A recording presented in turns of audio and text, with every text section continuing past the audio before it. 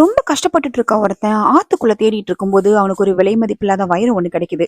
அதை பார்த்ததுக்கு அப்புறம் தன்னோட ஒய்ஃபை கூப்பிட்டுட்டு ஒரு புது வீட்டுக்கு வந்து போறான். அப்ப சொல்றான், நம்மளோட கஷ்டம் எல்லாம் போயிடுச்சு, இவ்வளவு நாளா நம்ம கேவலம் பேசிட்டு இருந்தவங்க எல்லாரும் இனிமே நமக்கு மரியாதை கொடுக்க போறாங்க அப்படின்னு சொல்லிட்டு அந்த புது வீட்டுக்கு தன்னோட மனைவியை கூட்டிட்டு போறான். ஒரு மந்திரவாதி ஆல்பர்ட் டொமினிக் அப்படின்ற ஒருத்தனுடைய கல்லறைய மேப் வச்சு தேடிட்டு போய் கண்டுபிடிக்கிறான்.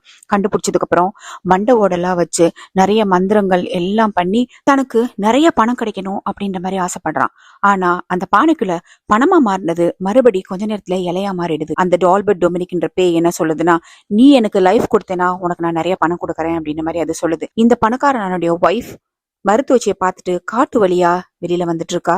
அந்த நேரத்துல இந்த மந்திரவாதி அந்த பொண்ணை பிடிச்சு ஆல்பர்ட் டொமினிக்கோட சமாதி மேல போட்டுடுறான். போட்டதுக்கு அப்புறம் அந்த பொண்ணை அந்த ஆல்பர்ட் டொமினிக்கோட பேய் வந்து பொசஸ் பண்ணிடுது. இந்த பொண்ணுக்கு பிறக்க போற பேய் குழந்தை என்ன பண்ண போகுது அப்படின்ற ஃபுல் ஸ்டோரிய இந்த லிங்கை கிளிக் பண்ணி பாத்துக்கோங்க.